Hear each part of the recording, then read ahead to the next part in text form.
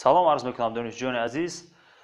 Хело боз дарсҳои мо бо чанд сабабҳои техникӣ дар эфир набаромада буд. Айни ҳол дар канали Мисол ТВ ин дарс ва дарсҳои боқимондаи бахши Elementary дар ҳамин канал пайдо хоҳанд шуд.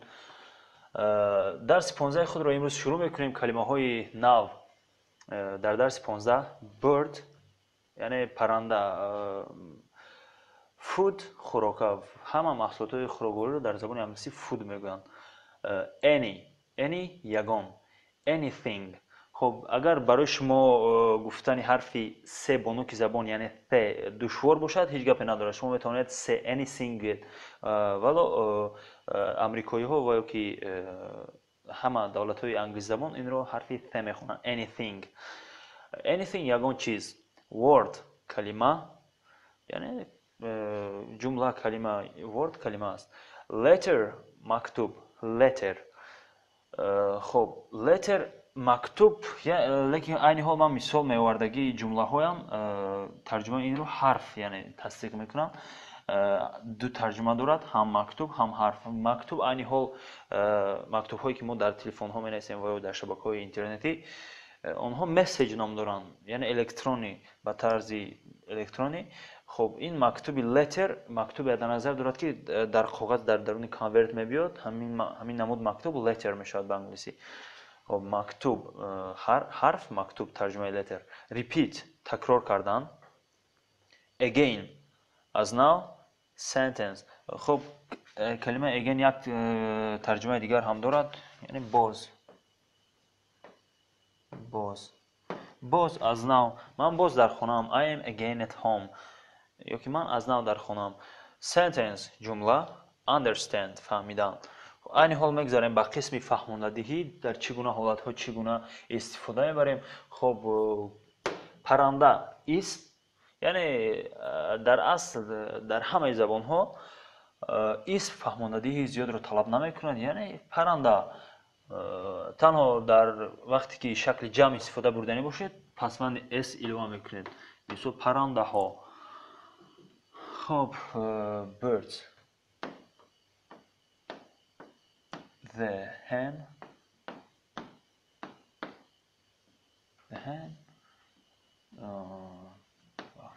hen is a bird.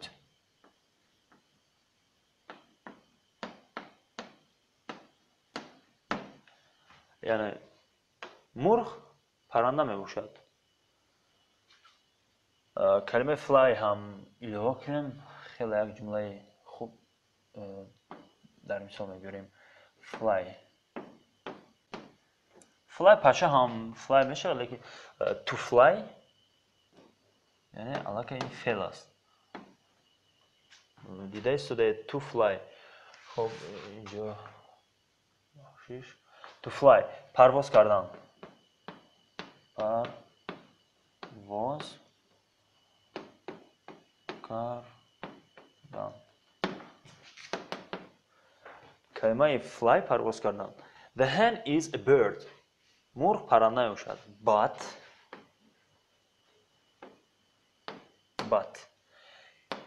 it cannot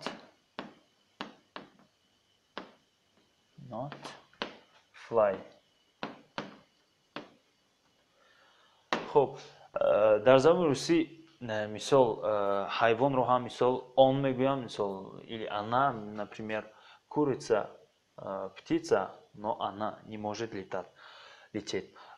Лекин дар забони англисӣ аллакай ғайр аз одам бошад вай it истифода бурда мешавад, яъне исмҳои хос дар дохил намештаги чиз it истифода бурда мешавад. Яъне but it cannot fly. The hen is a bird. яъне мурғ парранда мебошад. But it cannot fly. лекин вай ёки ин парвоз карда наметавонад. агар can мешуд метавонад мешавад, cannot наметавонад. The hen is a bird but it cannot fly. мурғ парранда аст, лекин парвоз карда наметавонад.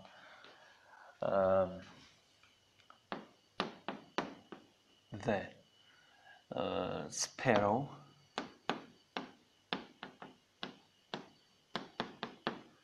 is a bird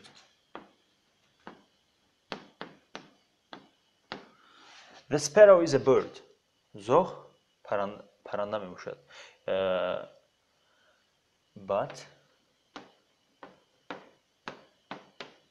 the dog. در اینجا ما یعنی ارتیکل ان استفاده برده استفاده ایم از اون سببه که کلمه سرشوش با حرفی صدانک است، با حرفی ای است. مثلا ما در اینجا نمیتونیم که ارتیکل ای تنها استفاده بریم. در وقتی گفتنم نقله می شود dog is an animal. برای همین dog is an animal. The sparrow is a bird but the dog is an animal. زغ پرنده می باشد ولی سگ حیوان می باشد. یا اینکه در شکل جمع چگونه استفاده می‌برید؟ من پرنده ها رو دوست می‌دارم. I like the birds. مثال تخمینه حیوان ها رو دوست می‌دارم. تخمینه likes the animals. یعنی حرف اس میتونیم اضافه کنیم اگر بگیم که I like the birds.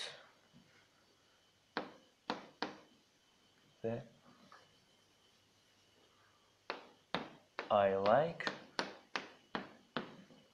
the birds. یعنی من پرنده ها رو چند نمودی پرنده ها رو دوست می‌دارم، یعنی شکل جمع رو در نظر دارد. برای همین حرف اس اضافه می‌کنیم. I like the birds. خب این حال کلمه فود هم یعنی اسم داخل می شود، در اسم داخل می شود. این هم فهماندهی زیاد رو طلب ندارد. Food. Go to the store. یکی مثال I go to the store to buy the food. To buy the food.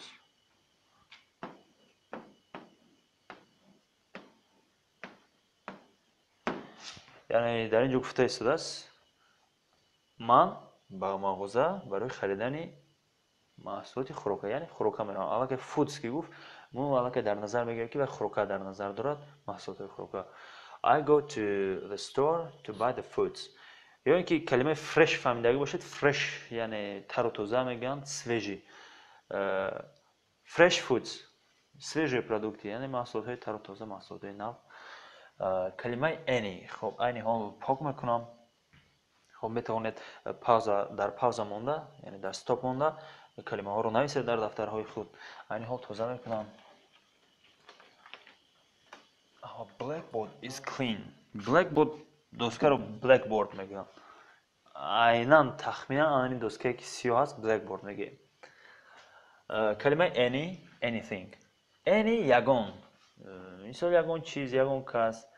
I don't have any money. من یگان سوم ندارم. اکو مثال منی رو ما باید پول ترجمه کنیم، لیکن در استفاده باری چی کنم بگیم؟ I don't have any money. Money پول. خب don't have. I have من دارم. I don't have من ندارم. I don't have any money. من یگان سوم ندارم. Have you any money? تو یگان سوم داری؟ مثال do you have یا که do you have میگیم مثال پیش یک کلمه یعنی have اگر دو مونه این معناش همین که سوال داده ایستادیم. Do تو یگان محصول داری؟ Do you have any food? یعنی کلمه any رو یگان استفاده میبریم. خب کلمه any رو به طرز یعنی همه چیز هم استفاده برده میشود. مثال چه مثال بیارم؟ در زبان روسیه چه اودارنی میگویم، به زبان تاجیکی خب یعنی تونای گپزنی. I have any kind of apple. یعنی همین any رو به طرز any میگویم و اینچنین any این به مانند که همه نمود، همه یعنی لوبوی. I have any kind of. یا که در زبان انگلیسی اینچنین استفاده می‌کنن. Here you can find any kind. در اینجا شما میتوانید یافت تمامی نمودی، یعنی kind of این نمود در نظر دارد. kind در تخگی دیگر معنی دارد. kind of نمود یگان چیزه.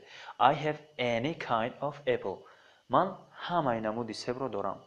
در اینجا لیکن این کلمه رو در یعنی урвинҳои болоӣ дар урвинҳои pre-intermediate ва advanced дар он урвинҳо вомехӯред чунин истифодабарӣ яъне ба маънои любой. ман барои мисол ҳам овардам ки на танҳо як маъни дорад балки чанд маъни ҳам дошта метавонад. Do you have any food?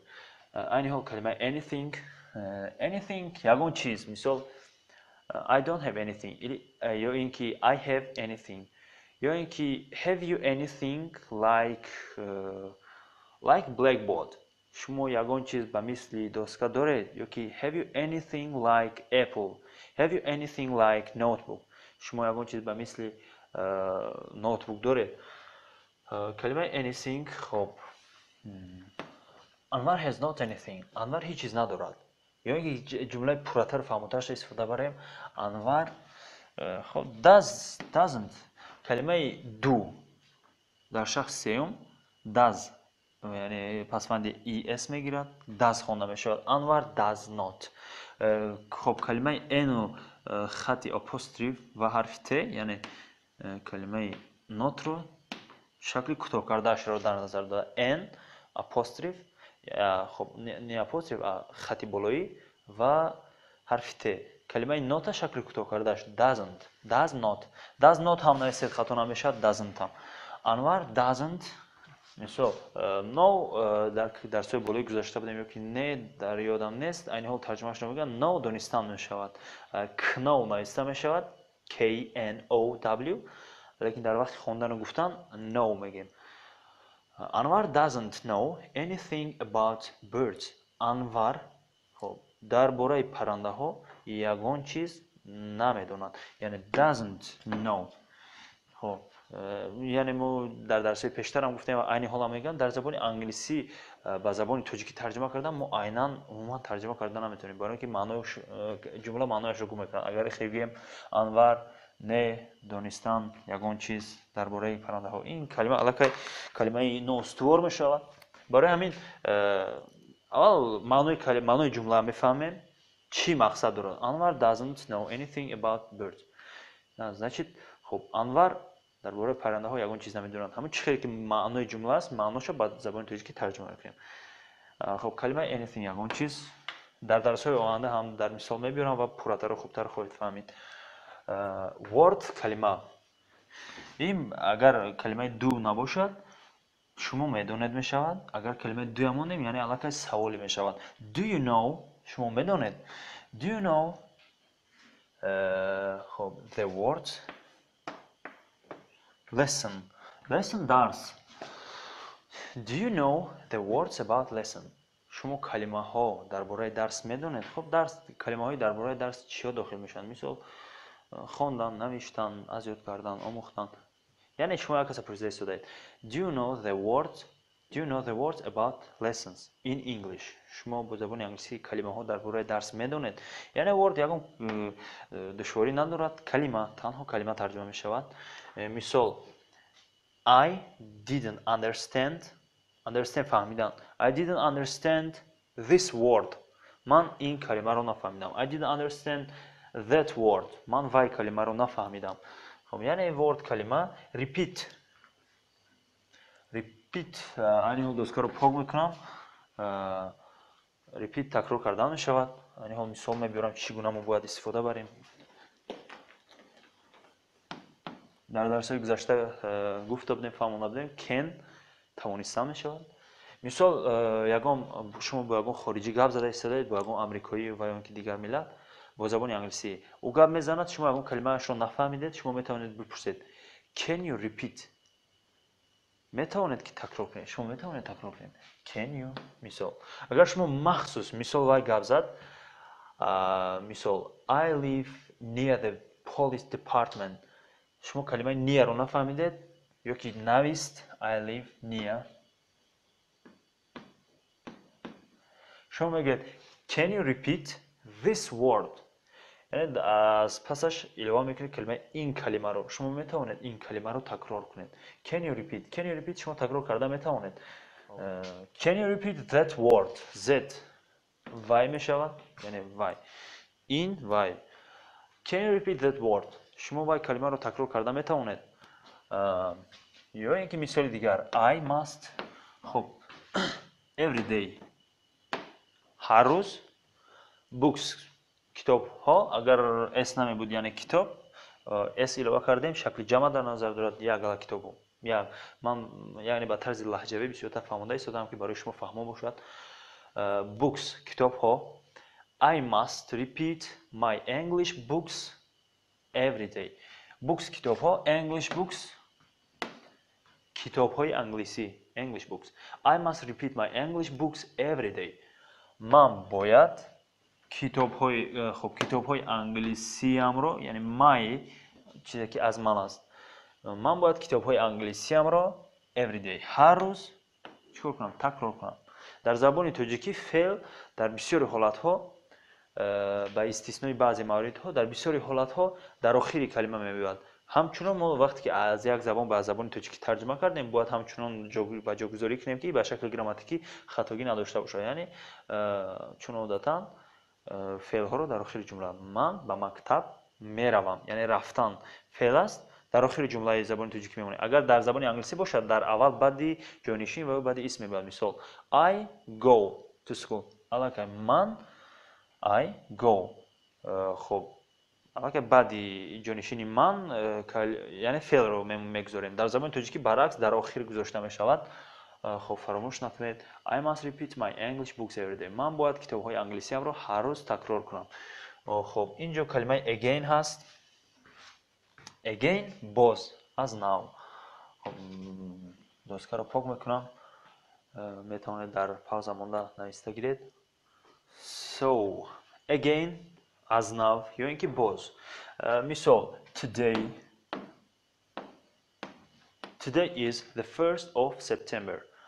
خب امروز یکمی سپتامبر میباشد. امروز یکمی سپتامبر میباشد. I am at school.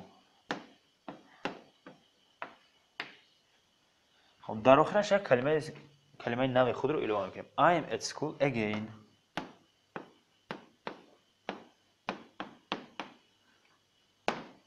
یعنی در جا again با معنای باز یکی از نو. امروز یکم سپتامبر میباشد. I am میبخشید من در اینجا n نیستم. I am at school again. من باز یا که من از نو در مکتب میباشم. من باز در مکتب میباشم. کلمه again عادتا در زبان انگلیسی یا اینکه در سرشوی کلمه میآید یا اینکه در آخر خط، در بین هم در بعضی مواردها میآید، لیکن عادتا در سرشوی در آخر میآید. مثال again school. خب هستن بعضی کودکانی که مکتب رو دوست نمیدونن وقتی که مادرشون سر میگوید مثال let's go to school right now. بیا عین حال به مکتب رو. خب یا اینکه به مکتب میروید. again school مثال به طرف مادرشون باز مکتب یا اینکه یگان کاری که یک کار زده میشن مثال درس تر کنی again lessons باز درس ها. مثال هم میتونیم باز استفاده بریم هم از نو. مثال I am at home again at last. من خب наконец-то به زبان توجیکی چه خیلی ترجمه کنیم در آخر یا اینکه عاقبت. من باز در خانه هستم عاقبت. شما مثال با سیر و سفر دور میروید سالهای زیاد در یگان دولت ها میمونید وقتی که میبینید تاجیکستان I am in Tajikistan again. من باز در تاجیکستان هستم یا که من از نو در تاجیکستان هستم. خب کلمه again باور دارم که برای شما فهمو است. هر کلمه و اینکه فهموندگی هایی که یگان سوالی زیادی داشته باشید یا اینکه یگان چیزی رو که نفهمیدید میتونید در زیر کامنتاری نویسید. حتما به شما در مدت کوتاه جواب میگیم. sentence جمله. خب sentence هم یعنی با اسم داخل می شود. sentence جمله فهموندگی زیاد رو طلب ندارد. مثال can you repeat this؟ با جای word sentence میمونه. با این حال پاک میکنم دوستان رو. Can you repeat this sentence again? Can you repeat this sentence again? یعنی اینجا پرسیده شد شما میتونید این جمله رو یک بار دیگر یا که از نو چون که دیده استادیم ترجمه کلمه again از نو یعنی شما میتونید این کلمه رو از نو تکرار کنید. Can you repeat this sentence again؟ خب شما میتونید این جمله رو میبخشید کلمه گفتم این جمله رو از نو تکرار کنید. خب از نو تکرار کنید یعنی به همین طرز استفاده برده می شود کلمه سنتنس، یعنی کلمه عادی است هر گونه که میخواید استفاده برید با استثنایی که اگر جمله ها گفتنی در نظر داشته باشید sentences. خب کلمه اس رو اضافه میکنیم. خب کلمه آخرین درس 15 ما کلمه understand. خب understand فهمیدن، یعنی به گروه فعل داخل می شود. I understand.